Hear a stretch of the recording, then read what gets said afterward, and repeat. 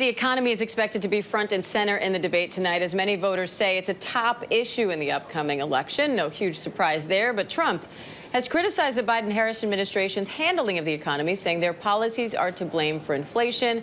Harris has presented a plan for what she's calling an opportunity economy that builds on work the administration has done on drug pricing and the child tax credit.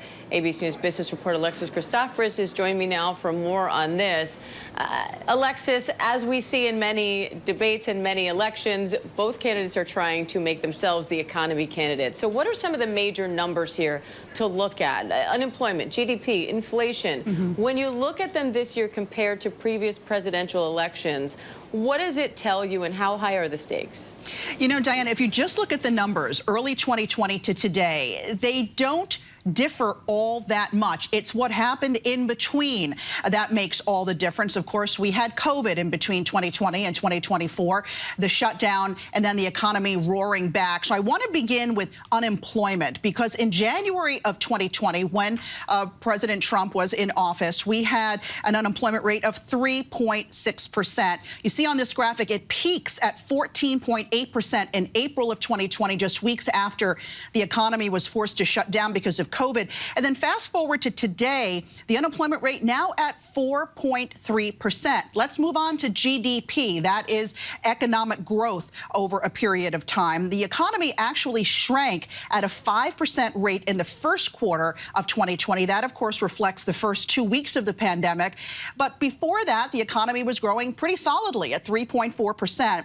Of course, we saw a historic drop, the economy falling, economic growth falling nearly 33% in the second quarter of 2020 because of the pandemic. But today, economic growth now at a solid 3%. And finally, you mentioned inflation, the big one we keep talking about. January of 2020, it was at 2.5%. It then fell to near zero because of the COVID shutdown, but then spiked, as you can see here, in June of 2022 at 9%.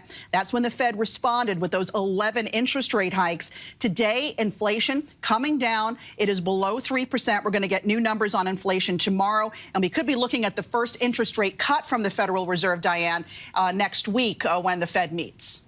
And Alexis, the 538 Politics podcast was saying that the voters' perceptions have shifted, where we used to put a lot of stock into the jobs report, for example. People are very focused on inflation right now. So what other key economic issues do you think are likely to come up tonight, and how do you expect to hear the candidates address them? Inflation for sure, housing another one, but I think you're going to hear tax cuts and tariffs, those words quite a lot today. We know that President Trump has said he wants to impose tariffs of 20% or more on U.S. trading partners. What will that mean for inflation? The Harris camp has said that it amounts to a national sales tax for folks. We know that on the Harris side, she wants to expand the child tax credit and other tax. She wants to offer a first-time home buyer tax credit. I think what we're going to want to hear from each candidate tonight is how do they plan to pay for all of this stuff, and how are they not going to add to the federal debt? I think you can have an entire debate surrounded around the economic issues, which, as you said, are top of mind for voters. But I think those are some of the key areas we're going to be touching on tonight. All right, our business reporter, Alexis Christoforous. Thanks, Alexis.